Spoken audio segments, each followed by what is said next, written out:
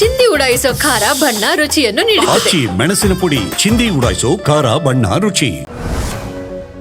ರಾಜಧಾನಿ ಬೆಂಗಳೂರಿನಲ್ಲಿ ಮಳೆ ಕೊಂಚ ಬಿಡುವು ಕೊಟ್ಟಿದೆ. ಕೆಲವೆಡೆ ರಾತ್ರಿ ತುಂತುರು ಮಳೆ ಸುರಿದಿದ್ದು ಮೋಡ ಕವಿದ ವಾತಾವರಣ ಮುಂದುವರೆದಿದೆ. ಸದ್ಯ ಯೆಲ್ಲೋ ಅಲರ್ಟ್ ಘೋಷಿಸಿದ್ದು ಮುಂದಿನ 48 ಗಂಟೆಯಲ್ಲಿ ಮಳೆ ಬೀಳುವಂತ ಮುನ್ಸೂಚನೆ ಇದೆ. 2 ದಿನಗಳ ಕಾಲ ಜಲದಿಗ್ಬಂಧನಕ್ಕೀಡಾಗಿದ್ದ ಬೆಂಗಳೂರಿನ ಸಾಯಿ ಲೇಔಟ್ಗೆ ಕೊನೆಗೂ ಮುಕ್ತಿ ಸಿಕ್ಕಿದೆ. ಮೋಟಾರ್ ಮೂಲಕ ರಾತ್ರಿ ಇಡೀ ನೀರು ತೆರವುಗೊಳಿಸಿದ್ದು ಸಾಯಿ ಲೇಔಟ್ ಸಹಜ ಸ್ಥಿತಿಗೆ ಮರಳಿದೆ. ಮಣ್ಣು ನೀರಿನಿಂದ ಆಗಿದ್ದಂಥ ಗುಂಡಿಗಳಿಗೆ ಕಾರ್ಮಿಕರು ಮಣ್ಣು ಸುರಿದಿದ್ದಾರೆ. ಬೆಂಗಳೂರು ನಗರದ ಹಲವೆಡೆ ಮರಗಳು ಬಿದ್ದು ಅವಾಂತರ ಸೃಷ್ಟಿಯಾಗಿದೆ. ಬಾಳೆಕುಂದ್ರಿ ಜಂಕ್ಷನ್ ಬಳಿ ಬೃಹತ್ ಮರ ನೆಲಕ್ಕುರುಳಿದೆ. ಮರ ಬಿದ್ದಾಗ ರಸ್ತೆ ಖಾಲಿ ಇದ್ರಿಂದ ಭಾರಿ ಅನಾಹುತ ತಪ್ಪಿದೆ. ಕನಿಂಗ್ಹಾಮ್ ರಸ್ತೆಯಿಂದ ಚಂದ್ರಿಕಾ ಹೋಟೆಲ್ವರೆಗಿನ ರಸ್ತೆಯನ್ನ ಹೈಗ್ರೌಂಡ್ ಪೊಲೀಸರು ಬಂದ್ ಮಾಡಿದ್ದಾರೆ. ಮಾಗಡಿ ರಸ್ತೆಯಲ್ಲಿ ಬೃಹತ್ ಮರ ಬಿದ್ದು ಸಂಚಾರ ಅಸ್ತವ್ಯಸ್ತಗೊಂಡಿದೆ. ಮರ ಬಿದ್ದ ಪರಿಣಾಮ ಚೋಳರಪಾಳ್ಯದ ಕಡೆಗೆ ನಿಧಾನಗತಿಯ ಸಂಚಾರ ನಡೆಯುತ್ತಾ ಇದೆ. ಬಿಬಿಎಂಪಿ ಸಿಬ್ಬಂದಿಯಿಂದ ಮರಗಳ ತೆರವು ಕಾರ್ಯಾಚರಣೆ ನಡೆದಿದೆ. ಬೆಂಗಳೂರಿನಲ್ಲಿ ನಿರಂತರ ಮಳೆಯಿಂದ ಭೂಮಿಯ ತೇವಾಂಶ ಹೆಚ್ಚಾಗಿ ಬೃಹತ್ ಗಾತ್ರದ ಮರ ಧರೆಗುರುಳಿದೆ. ಕಲ್ಕೆರೆ ಸಮೀಪದ ಹೊರಮಾವು ಗ್ರಾಮದ ಬಳಿ ಮರ ಬಿದ್ದಿದ್ದು ವಿದ್ಯುತ್ ಕಂಬಗಳು ಕೂಡ ವಾಲಿವೆ. ಒಂದು ಕಾರು ಹಾಗೆ ಒಂದು ಬೈಕ್ ಮರದಡಿ ಸಿಲುಕಿದ್ದು ಸವಾರರಿಗೆ ಸಣ್ಣಪುಟ್ಟ ಗಾಯಗಳಾಗಿದೆ. ಬೆಂಗಳೂರಿನ ಹಲವು ಕಡೆ ರಣ ಮಳೆಗೆ ಅವಘಡ ಹಾನಿಗಳು ಉಂಟಾಗಿದೆ. ಹೀಗಾಗಿ ಇವತ್ತು CM Siddaramaiah, DCM DK Shivakumar rounds ಅನ್ನು ಹಾಕಲಿದ್ದಾರೆ. ಬೆಳಗ್ಗೆ 11:30ಕ್ಕೆ ವಿಧಾನಸೌಧದಿಂದ ಮಳೆ ಹಾನಿ ಪ್ರದೇಶಗಳಿಗೆ ತೆರಳಲಿದ್ದಾರೆ. ಜನರಿಂದ ಸಮಸ್ಯೆಗಳ ಬಗ್ಗೆ ಆಲಿಸಲಿದ್ದಾರೆ. ಬೆಂಗಳೂರಿನ ಐಪಿಎಲ್ ಪಂದ್ಯಕ್ಕೂ ಮಳೆರಾಯನ ಎಫೆಕ್ಟ್ ತಟ್ಟಿದೆ. ಮಳೆ ಹಿನ್ನೆಲೆ ಬೆಂಗಳೂರಿನಲ್ಲಿ ನಡೆಯಬೇಕಿದ್ದಂತ ಪಂದ್ಯ ಲಕ್ನೋಗೆ ಶಿಫ್ಟ್ ಆಗಿದೆ. ಮೇ 23ರಂದು ಆರ್ಸಿಬಿ ಹಾಗೆ ಎಸ್ಆರ್ಎಚ್ ನಡುವಿನ ಪಂದ್ಯ ಚಿನ್ನಸ್ವಾಮಿ ಸ್ಟೇಡಿಯಂನಿಂದ ಲಕ್ನೋ ಅಟಲ್ ಬಿಹಾರಿ ವಾಜಪೇಯಿ ಕ್ರೀಡಾಂಗಣಕ್ಕೆ ಶಿಫ್ಟ್ ಆಗಿದೆ. ತುಮಕೂರಿನಲ್ಲಿ ಮಳೆ ಅವಾಂತರಗಳನ್ನೇ ಸೃಷ್ಟಿಸಿದೆ. ಕೆಕೆಪಾಳ್ಯ ಹಾಗೆ ಬಸವನಹಳ್ಳಿ ನಡುವಿನ ನಿರ್ಮಾಣ ಹಂತದ ಸೇತುವೆ ಕಾಮಗಾರಿ ಸ್ಥಳದಲ್ಲಿ ಕೆಎಸ್ಆರ್ಟಿಸಿ ಬಸ್ ಸಿಲುಕಿಕೊಂಡಿದೆ. ಸರ್ಕಾರಿ ಬಸ್ನಲ್ಲಿದ್ದ 25 ಪ್ರಯಾಣಿಕರು ಹರಸಾಹಸಪಟ್ಟಿದ್ದಾರೆ. 3 ಗಂಟೆಗಳ ಕಾರ್ಯಾಚರಣೆ ಬಳಿಕ ಬಸ್ ಅನ್ನು ಹೊರತೆಗೆಯಲಾಗಿದೆ. ಕೇರಳ, ಕರ್ನಾಟಕ, ಗೋವಾ, ಮಹಾರಾಷ್ಟ್ರದಲ್ಲಿ ರೆಡ್ ಅಲರ್ಟ್ ಘೋಷಣೆ ಮಾಡಲಾಗಿದೆ. 4 ರಾಜ್ಯಗಳ ಕರಾವಳಿ ತೀರದಲ್ಲಿ ಭಾರೀ ಮಳೆಯ ಮುನ್ಸೂಚನೆ ಇದೆ. ಕರಾವಳಿ ತೀರದಲ್ಲಿ ಇವತ್ತು ಮತ್ತೆ ನಾಳೆ ಭಾರೀ ಮಳೆ ಸುರಿಯುವಂತ ಸಾಧ್ಯತೆ ಇದೆ ಅಂತ ಹವಾಮಾನ ಇಲಾಖೆ ತಿಳಿಸಿದೆ. ಉತ್ತರ ಕನ್ನಡ ಜಿಲ್ಲೆಯಲ್ಲಿ ಇಂದು ರೆಡ್ ಅಲರ್ಟ್ ಘೋಷಣೆ ಹಿನ್ನೆಲೆ ಅಂಗನವಾಡಿಗಳಿಗೆ ರಜೆ ಘೋಷಿಸಲಾಗಿದೆ. ರಜೆ ಘೋಷಿಸಿ ಉತ್ತರ ಕನ್ನಡ ಡಿಸಿ ಲಕ್ಷ್ಮೀಪ್ರಿಯಾ ಆದೇಶವನ್ನು ಕೊಟ್ಟಿದ್ದಾರೆ. ಜಿಲ್ಲೆಯಲ್ಲಿ ಇವತ್ತು ಮತ್ತೆ ನಾಳೆ ಮುನ್ನೆಚ್ಚರಿಕೆ ವಹಿಸುವಂತೆ ಡಿಸಿ ಸೂಚಿಸಿದ್ದಾರೆ. ಕೊಡಗು ಜಿಲ್ಲೆಯಲ್ಲಿ 2 ದಿನ ರೆಡ್ ಅಲರ್ಟ್ ಘೋಷಿಸಲಾಗಿದೆ. ಇಂದು ನಾಳೆ ಭಾರೀ ಮಳೆಯಾಗುವಂತ ಮುನ್ಸೂಚನೆ ಇದೆ. ಹೀಗಾಗಿ ಎಚ್ಚರಿಕೆಯಿಂದ ಇರಬೇಕು ಅಂತ ಜಿಲ್ಲೆಯ ಜನರಿಗೆ ಸೂಚನೆ ಕೊಡಲಾಗಿದೆ.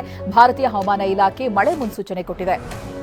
ರೇಣುಕಾಸ್ವಾಮಿ ಹತ್ಯೆ ಆರೋಪಿ ದರ್ಶನ್ ಜಾಮೀನು ಭವಿಷ್ಯ ಇವತ್ತು ಸುಪ್ರೀಂ ಕೋರ್ಟ್ನಲ್ಲಿ ತೀರ್ಮಾನವಾಗಲಿದೆ. ದರ್ಶನ್ ಸೇರಿ 7 ಆರೋಪಿಗಳ ಜಾಮೀನು ರದ್ದು ಕೋರಿ ರಾಜ್ಯ ಸರ್ಕಾರ ಅರ್ಜಿಯನ್ನ ಸಲ್ಲಿಕೆ ಮಾಡಿತ್ತು.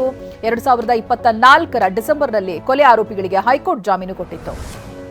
ಪಂಜಾಬ್ನಲ್ಲಿ ನಿಗೂಢವಾಗಿ ಸಾವನ್ನಪ್ಪಿರುವ ಆಕಾಂಕ್ಷಾ ಶವ ಇವತ್ತು ಬೆಳಗ್ಗೆ ಧರ್ಮಸ್ಥಳದ ಬೋಳಿಯಾರುಗೆ ಶಿಫ್ಟ್ ಆಗಿದೆ. ಆಕಾಂಕ್ಷಾ ನಿಗೂಢ ಸಾವಿನ ಹಿನ್ನೆಲೆ ಸೂಕ್ತ ತನಿಖೆಗೆ ಪಂಜಾಬ್ ಸರ್ಕಾರಕ್ಕೆ ರಾಜ್ಯ ಸರ್ಕಾರದ ಸಿಎಸ್ ಸೂಚಿಸಿದ್ದಾರೆ. ಬೆಂಗಳೂರಿನ ಮೆಟ್ರೋದಲ್ಲಿ ಹುಡುಗಿಯರ ವಿಡಿಯೋ ರೆಕಾರ್ಡ್ ಮಾಡಿ ವೈರಲ್ ಮಾಡಲಾಗ್ತಾ ಇತ್ತು. ಮೆಟ್ರೋ ಚಿಕ್ಸ್ ಅಂತ ಇನ್ಸ್ಟಾಗ್ರಾಂ ಖಾತೆಯಲ್ಲಿ 13ಕ್ಕೂ ಹೆಚ್ಚು ವಿಡಿಯೋವನ್ನು ಅಪ್ಲೋಡ್ ಮಾಡಲಾಗಿದೆ. ಸದ್ಯ ಸಾಮಾಜಿಕ ಜಾಲತಾಣದಲ್ಲಿ ಆಕ್ರೋಶ ವ್ಯಕ್ತವಾಗ್ತಾ ಇದೆ. ಎಲ್ಲಾ ವಿಡಿಯೋಗಳು ಡಿಲೀಟ್ ಆಗಿವೆ. ಈ ಬಗ್ಗೆ ಸುಮೋಟೋ ಕೇಸ್ ದಾಖಲಾಗಿದೆ. ಕನ್ನಡದ ಲೇಖಕಿ ಬಾನು ಮುಷ್ತಾಕ್ ಅವರಿಗೆ ಪ್ರತಿಷ್ಠಿತ ಬೂಕರ್ ಪ್ರಶಸ್ತಿ ಪ್ರದಾನ ಮಾಡಲಾಗಿದೆ. ಬಾನು ಮುಷ್ತಾಕ್ರ ಹಾರ್ಟ್ ಲ್ಯಾಬ್ ಕಥಾ ಸಂಕಲನಕ್ಕೆ ಪ್ರಶಸ್ತಿ ಒಲಿದು ಬಂದಿದೆ.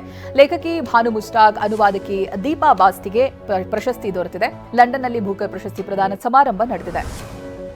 ಇದೇ ಮೊದಲ ಬಾರಿ ಕನ್ನಡದ ಕೃತಿಗೆ ಅಂತಾರಾಷ್ಟ್ರೀಯ ಬೂಕರ್ ಗೌರವ ದೊರೆತಿದೆ. ಭಾನು ಮುಷ್ತಾಕ್ ಅವರ ಹಸೀನಾ ಮತ್ತು ಇತರ ಕಥೆಗಳು ಇಂಗ್ಲಿಷ್ ಅನುವಾದಿತ ಕೃತಿ ಹಾರ್ಟ್ ಲ್ಯಾಂಪ್ಗೆ ಪ್ರಶಸ್ತಿ ಒಲಿದಿದೆ.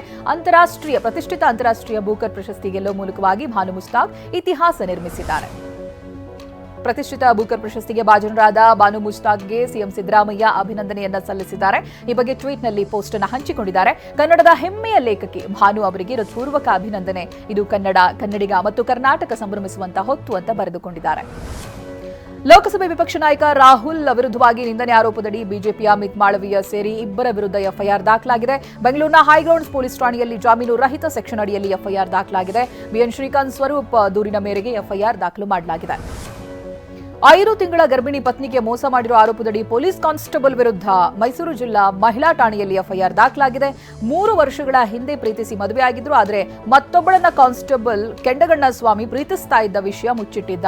ಇದೀಗ ಪತಿ ಹಾಗೆ ಆಕೆ ಇಬ್ರು ಡಿವೋರ್ಸ್ಗೆ ಒತ್ತಾಯಿಸ್ತಾ ಇದ್ದಾರೆ ಅಂತ ದೂರು ದಾಖಲಿಸಿದ್ದಾರೆ. ಕೆಲವೇ ದಿನಗಳಲ್ಲಿ ಚುನಾವಣೆ ನಡೆಯಲಿರುವಂತಹ ಬಿಹಾರದಲ್ಲಿ ಗ್ಯಾರಂಟಿ ಸದ್ದು ಮಾಡ್ತಾ ಇದೆ. ಆರ್ಜೆಡಿ ನಾಯಕ ತೇಜಸ್ವಿ ಯಾದವ್ ತಮ್ಮ ಪಕ್ಷ ಅಧಿಕಾರಕ್ಕೆ ಬಂದ್ರೆ 500 ರೂಪಾಯಿಗೆ ಗ್ಯಾಸ್ ಸಿಲಿಂಡರ್, 200 ಯೂನಿಟ್ ಉಚಿತ ವಿದ್ಯುತ್ ಹಾಗೆ ಮಹಿಳೆಯರಿಗೆ ಮಾಹಿ ಬಹನ್ ಮಾನ್ ಹೆಸರಿನಲ್ಲಿ ತಿಂಗಳಿಗೆ 2500 ರೂಪಾಯಿ ಕೊಡುವುದಾಗಿ ಘೋಷಿಸಿದ್ದಾರೆ. ಭಾರತ ರಷ್ಯಾವನ್ನ ತನ್ನ ಮಿತ್ರ ಅಂತಾನೆ ಪರಿಗಣಿಸಿದೆ. ಇದೇ ರೀತಿ ರಷ್ಯಾ ಸರ್ಕಾರ ಹಾಗೂ ಅಲ್ಲಿನ ಜನರು ಭಾರತವನ್ನ ತಮ್ಮ ಆಪ್ತ ಮಿತ್ರ ಅಂತಾನೆ ಪರಿಗಣಿಸುತ್ತಾರೆ. ಇತ್ತೀಚೆಗೆ ರಷ್ಯಾದಲ್ಲಿ ನಡೆದ ಸರ್ವೆಗಳಲ್ಲಿ ಭಾರತವನ್ನ ರಷ್ಯಾದ ಅಗ್ರ 3ರಲ್ಲಿ ಆಪ್ತ ಮಿತ್ರ ಅಂತ ಜನಾಭಿಪ್ರಾಯ ವ್ಯಕ್ತವಾಗಿದೆ. ಹಾಗೇನೆ ಬ್ರಿಟನ್, ಫ್ರಾನ್ಸ್ ಹಾಗೆ ಜರ್ಮನಿಗಳನ್ನ ಅಗ್ರ ವೈರಿಗಳು ಅಂತ ಭಾವಿಸಿದ್ದಾರೆ.